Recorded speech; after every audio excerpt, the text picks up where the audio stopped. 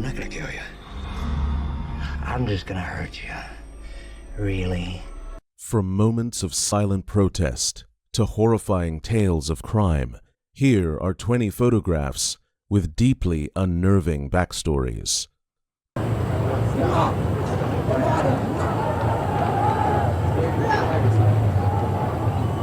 The scene is Beijing, June 5, 1989. The army controls the central areas, and demonstrations are now crushed. Older residents recall the peaceful capture of the city in 1949, contrasting sharply with the recent violence. Soldiers patrol with force, firing indiscriminately. The atmosphere is heavy with a sense of betrayal, especially among the many who had protested. Amid this, a lone man steps in the middle of the Chang'an Avenue near Tiananmen Square around noon. He wears a white shirt and black pants, carrying what seem to be shopping bags. A column of tanks approaches. The lead tank does not attempt to bypass him, but stops. This man, later known as Tank Man, makes a sweeping gesture as if to command the tank to leave. The driver tries to move the tank around him, but Tank Man steps in front. The tank stops again, and the engine shuts down. Tank Man climbs onto the tank and appears to talk with the crew. After a brief exchange, he jumps back down. The tank driver resets the engine and moves forward, but Tank Man steps in front of it once more. The tank halts. 2 crew members emerge, gesturing for him to move. At this moment, a man on a bicycle approaches, and 2 other men quickly pull Tank Man away, disappearing from view. This confrontation lasts about 5 minutes, but its impact is immediate. Journalists from nearby hotels capture the event on video and in photographs. These images spread worldwide, becoming iconic symbols of resistance. The identity and fate of Tank Man remain mysteries. A British tabloid claims that he is Wang Weilin, a 19-year-old student, but this is later admitted to be false.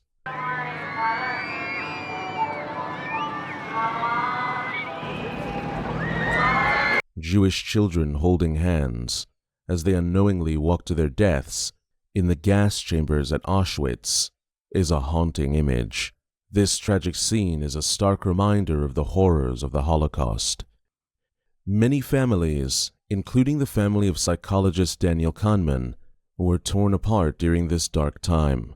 Kahneman's father was among the thousands of Jews taken to the Drancy camp outside Paris. Most of these people were later deported to Auschwitz, where they faced unimaginable suffering. Amidst these historical tragedies, the story of Daniel Kahneman and Amos Tversky emerges. These 2 Israeli psychologists were not just colleagues, but also close friends. Their bond was strengthened by their shared goal of understanding how the human mind works.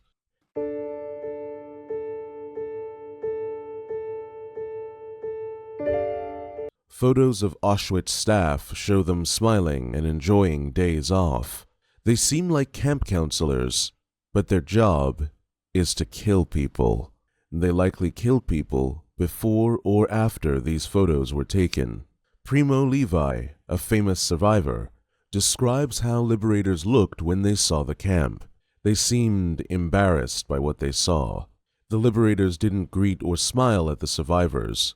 Levi felt they were oppressed by guilt that such a crime existed. Soldier Ivan Martinushkin, who helped liberate Auschwitz, recalls seeing tortured, impoverished people. He could tell from their eyes that they were happy to be saved from this hell. Auschwitz is the site where Nazi Germany murdered at least 1.1 million people in 4.5 years. Almost 1 million were Jews. The Nazis gassed, starved, worked to death, and conducted medical experiments on those deported to Auschwitz. Most were killed in gas chambers at Auschwitz II-Birkenau. 6 million Jewish people died in the Holocaust, with Auschwitz at the center of this genocide. When the Nazis came to power in 1933, they stripped Jewish people of property, freedoms, and rights. After invading Poland in 1939, Nazis created ghettos to separate Jewish people from others. In 1941, during the invasion of the USSR, Nazis started their extermination campaign. They called this invasion a race war against Jews, Slavs, and the Roma. Einsatzgruppen, groups of German soldiers, went across Eastern Europe, massacring civilians. By the end of 1941, they killed 500,000 people. By 1945, they murdered about 2 million, including 1.3 million Jews. Behind the lines, Nazi commanders looked for efficient ways to kill. They found shooting too stressful for their soldiers. Instead, they used gas vans in Poland to kill mentally disabled people in 1939. By winter 1941, they built gas chambers in Auschwitz. In 1942, Nazi leaders met at the Wannsee Conference. They coordinated the industrial slaughter they called the final solution to the Jewish question. Their plan was to kill the entire European Jewish population of 11 million people through extermination and forced labor. Auschwitz started as a Polish army barracks in southern Poland. Nazis invaded and occupied Poland in September 1939.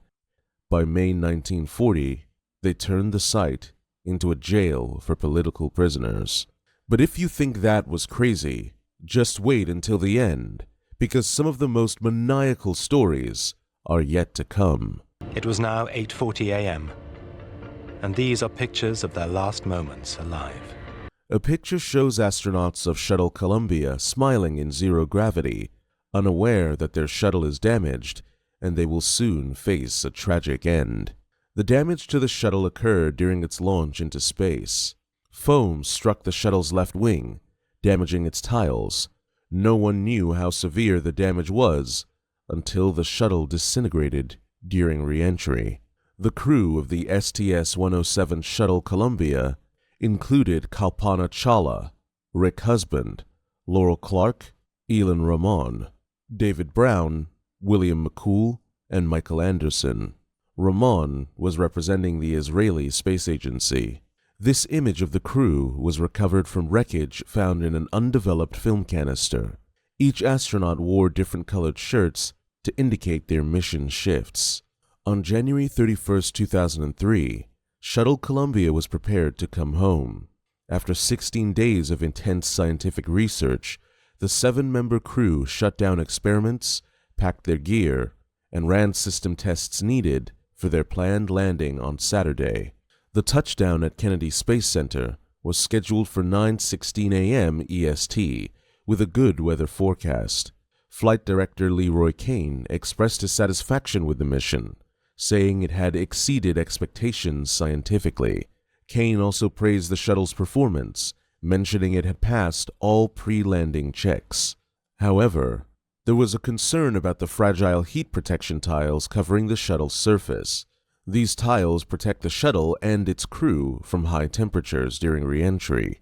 A video from the January 16 launch showed a piece of insulating foam falling from Columbia's external tank and hitting the left wing, possibly damaging some tiles. Despite this, engineers studied the situation and decided there was no cause for worry. Kane assured that the trajectory design remained unchanged. Landing preparations were set to begin at 4:18 a.m. EST, followed by the closing of Columbia's payload bay doors at 5:35 a.m. EST. If all went well, Kane would instruct STS-107 Commander Rick Husband to bring the crew home and fire the shuttle's braking rockets at 8:15 a.m. EST. This would initiate an hour-long hypersonic descent through Earth's atmosphere, leading to a landing on runway 33 at Kennedy Space Center. Columbia was expected to make landfall over San Francisco around 8:55 a.m. EST, creating a bright streak of plasma as it descended. Kane anticipated a spectacular sight for observers, particularly on the west coast, Arizona, and New Mexico. The return of Columbia, carrying the first Israeli astronaut Ilan Ramon, was to be met with tight security and a full contingent of scientists. Because I can change musicians whenever I like. And it tends to get into a format, you know. On December 8, 1980, John Lennon, the famous musician, signed an autograph for Mark Chapman, the man who would kill him hours later. Lennon and his wife, Yoko Ono, left their apartment at the Dakota in New York City for a recording session. Chapman, who had been waiting outside, asked Lennon to sign his copy of Double Fantasy. Lennon obliged and asked, "Is that all?" Chapman said yes, and waited for Lennon to return. Chapman had a troubled past, marked by mental health issues and an obsession with The Catcher in the Rye. He had idolized Lennon, but became angry after Lennon claimed that the Beatles were more popular than Jesus. Chapman planned to kill Lennon earlier, but hesitated.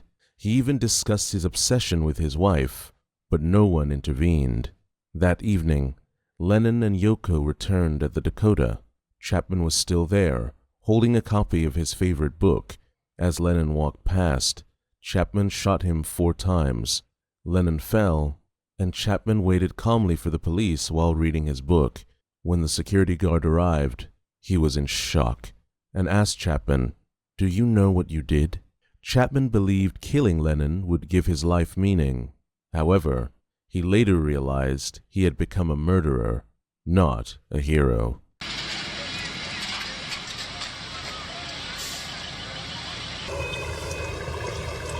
In 1998, a happy photo was taken of a father and daughter.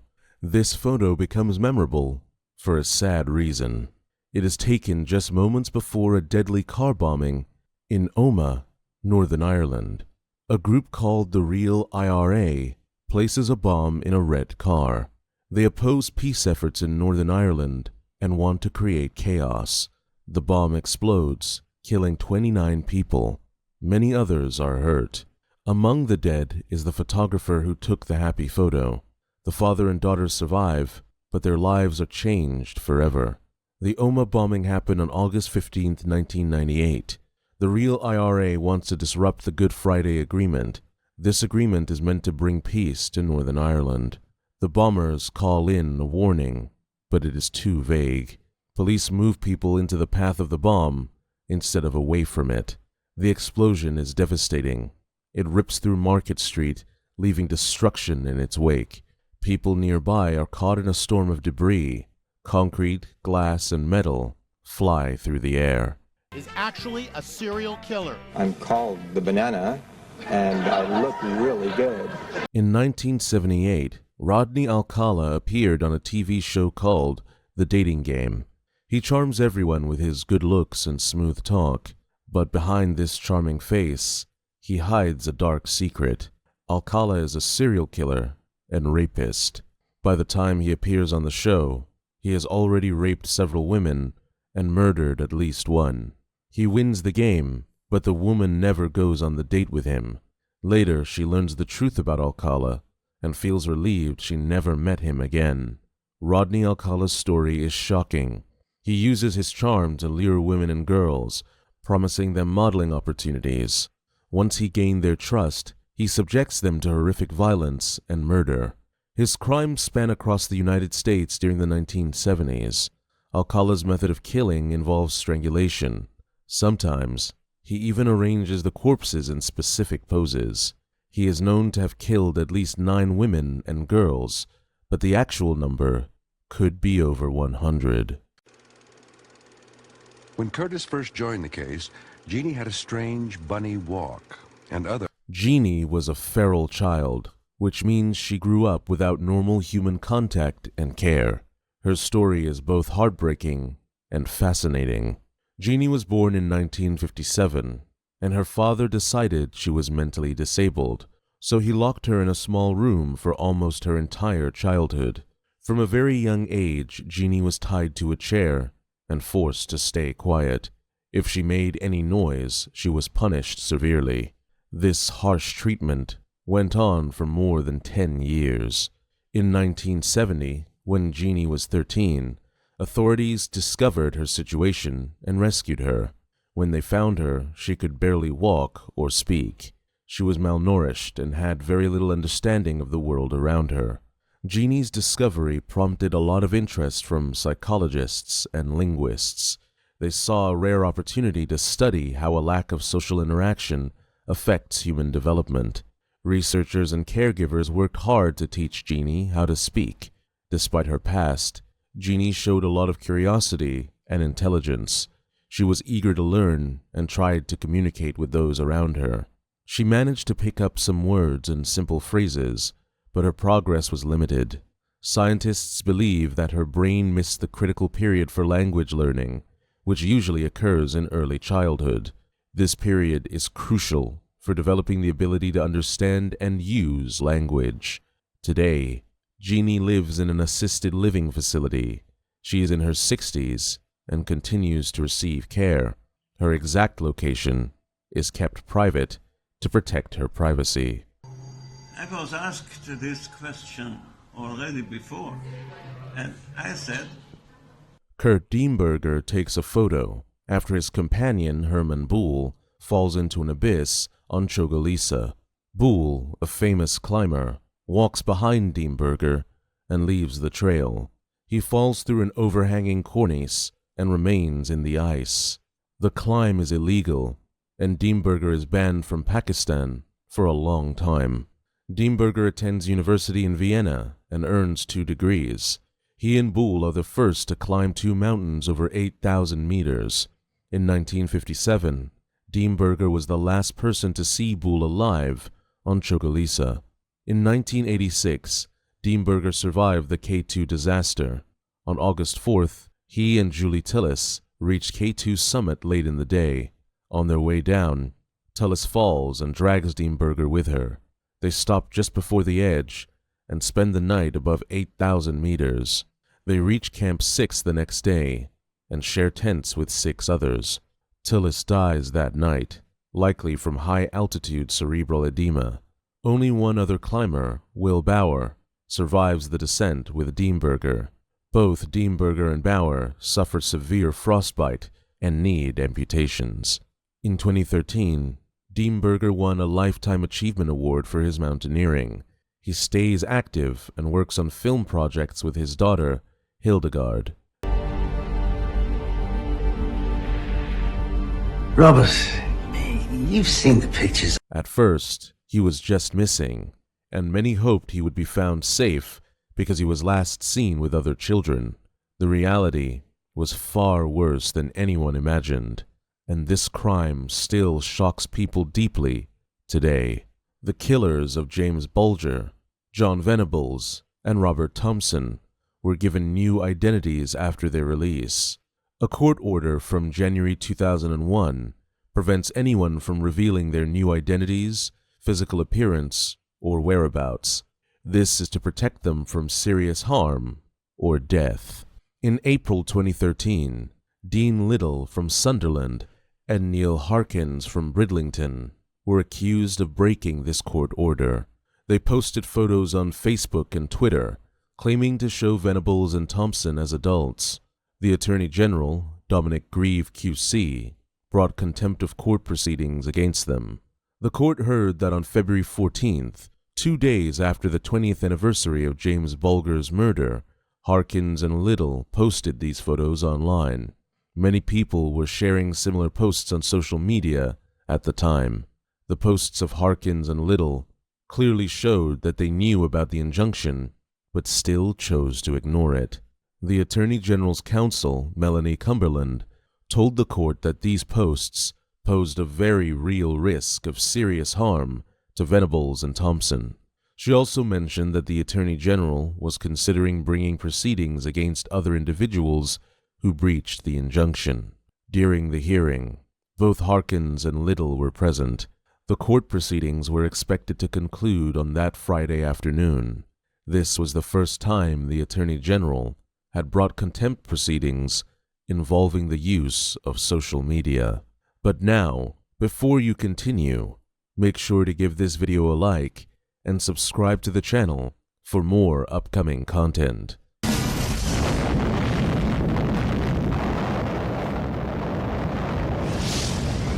In 1945, a photo shows psychiatrist Harold Agnew smiling and holding the plutonium core of the Fat Man atomic bomb. This core weighs 14 pounds and is responsible for 80,000 deaths. Fat Man was dropped on Nagasaki on August 9th, 1945. This was the second nuclear weapon used in combat. The first was Little Boy, dropped on Hiroshima. Both bombs caused massive destructions and the loss of life. Japan surrendered 3 days after Fat Man was deployed, ending World War II. No one seems to know the details of what actually happened. I probably witnessed her murder. In 1985, John Edward Robinson killed Lisa Stazzi, a 19-year-old mother. The next day, he is photographed holding baby Tiffany Stazzi. Robinson then forges adoption papers and gives Tiffany to his brother, saying she is adopted. His brother and sister-in-law raise her as their own, renaming her to Heather. They do not know Robinson's dark secrets. 15 years later, Heather learns the truth.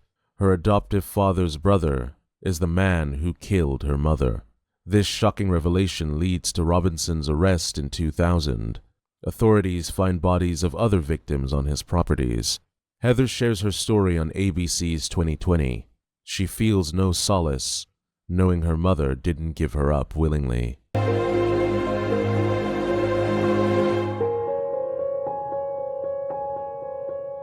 In 1972, a plane crashed in the Andes mountain of Argentina.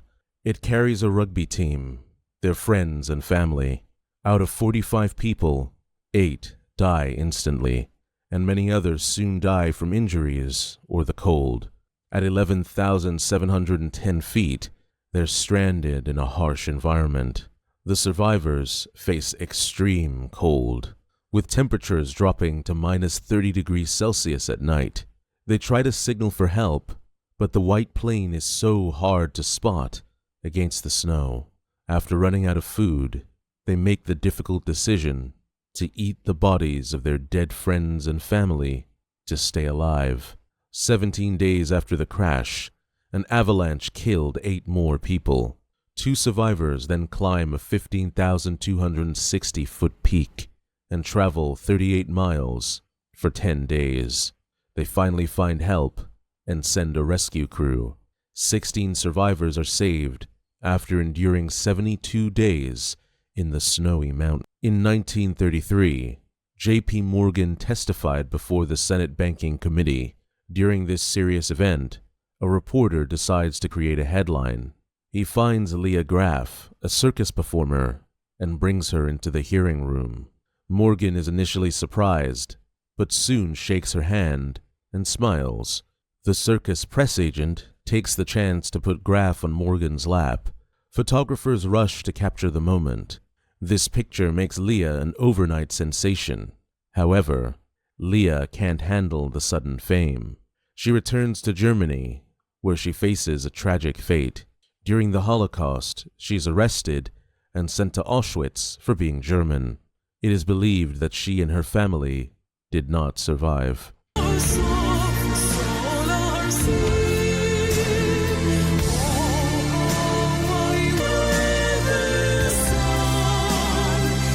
Wallace Hadley is the bandmaster and lead violinist on the Titanic.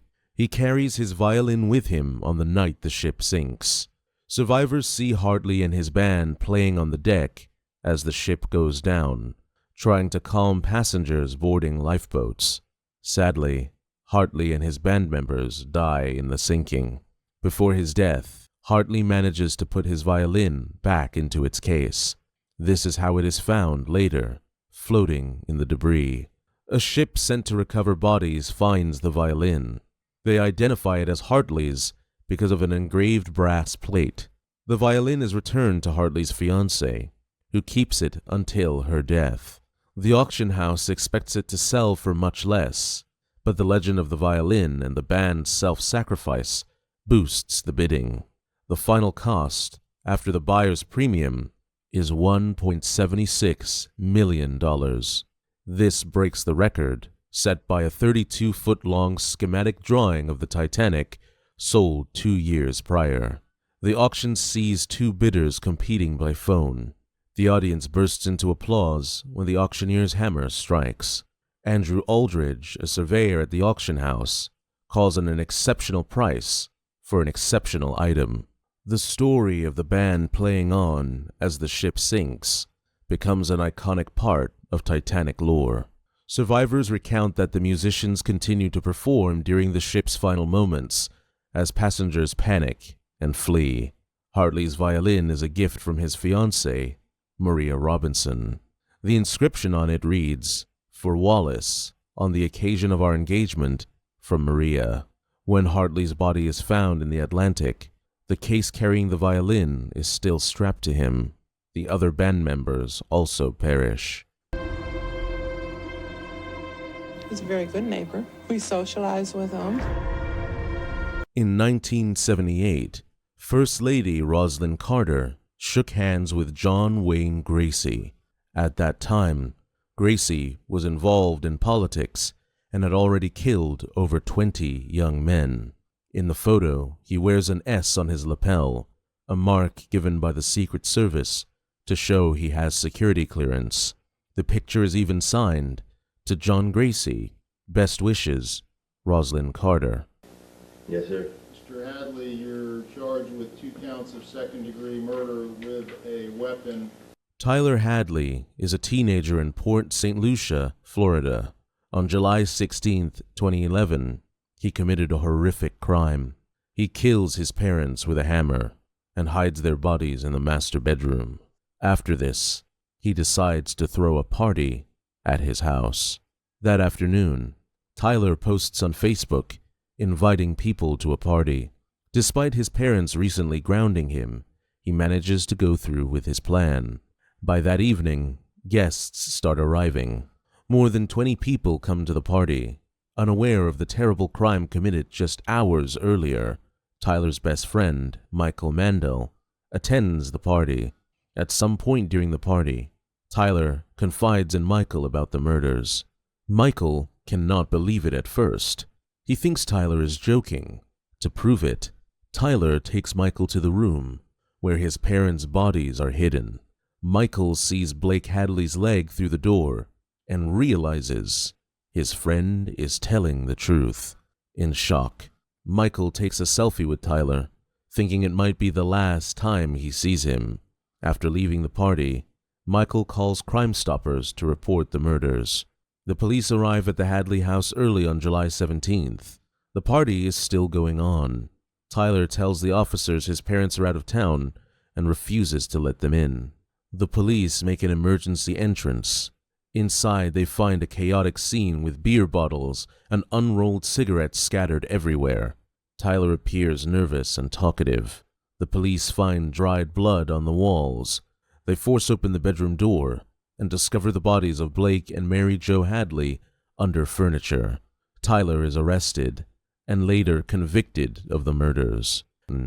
Build back in. I mean, I remember you saying that you didn't feel you should jump right into tempo. Howard Ashman and Alan Menken are songwriting partners. They write songs for The Little Mermaid, Beauty and the Beast, and Aladdin. In this photo, they just won Oscars for The Little Mermaid. That night, Ashman tells Menken they need to talk in New York. A few days later, Ashman tells Menken he has AIDS and will die. They're still working on Beauty and the Beast. This photo looks happy, but it is the last normal moment they share. Menken is smiling, but if you look closely at Ashman, you can tell something is wrong. In jail for killing 16 elderly women. Authorities say the woman was Mexico City's senior citizens out of anger toward her own mother. Juana Barraza is a former Mexican wrestler turned serial killer. Born in 1958, her childhood is full of trauma.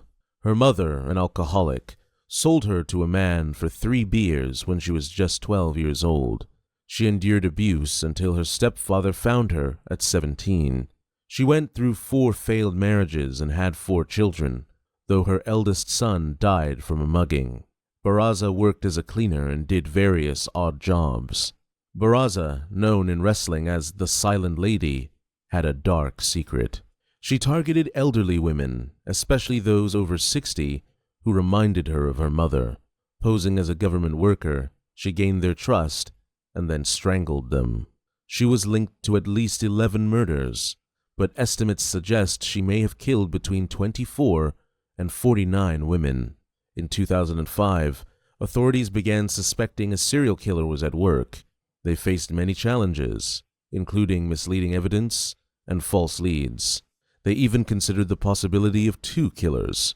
Eventually, Barraza was caught fleeing the home of her last victim, Ana Maria de los Reyes Alfaro, in 2006. Witnesses had described the killer as a masculine-looking woman, leading police, initially, to search for a transvestite. Barraza's trial took place in 2008. She admitted to killing Alfaro and 3 others, motivated by her resentment towards her mother. She was convicted on 16 charges, including 11 counts of murder, and sentenced to 759 years in prison. Despite this, Mexican law limits her actual time in prison to 60 years. 7 years ago, I got into it fairly heavily and did the East Coast circuit. Christopher Wilder, born on March 13, 1945 in Sydney, Australia, lives a life marked by violence and deceit. His father is an American Navy officer, and his mother is Australian. Wilder's criminal path begins at 17, when he joins a group rape on a Sydney beach, receiving only a year of probation and counseling. In 1968, Wilder married, but his wife soon finds another woman's clothes and explicit photos in his car. She accuses him of sexual assault and attempted murder. Their marriage ends within a week. Wilder then moved to Boynton Beach, Florida, in 1963 at 24. He becomes wealthy through construction and real estate, buying a Porsche 911, a speedboat, and a lavish home. His love for photography turns sinister as he lures young women with promises of modeling jobs. In 1971, Wilder is arrested for asking 2 women to pose naked. In 1974, he drugs and assaults another woman under the guise of a modeling contract, but never faces prison time. His crimes escalate. In 1982, he kidnapped and photographed 2 girls in Sydney, but legal delays prevented a trial.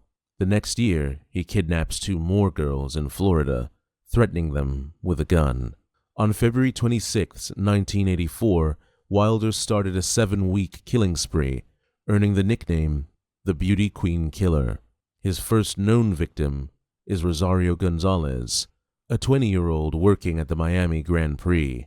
Elizabeth Kenyon, 23, a former Miss Florida, disappeared on March 5th. Wilder, who once dated Kenyon, is seen with her at a gas station. Both women are never found. On April 13th, police in New Hampshire confronted Wilder. During a struggle, Wilder fires 2 shots. One hits him fatally in the chest, and the other injures an officer. Wilder dies, ending his brutal spree. He is suspected of other murders, including the Wanda Beach killings in 1965 and the 1984 murder of Colleen Osborne, but he takes these secrets to his grave. And that's it for today's episode. But if you're looking for more disturbing stories, then be sure to check out this next video.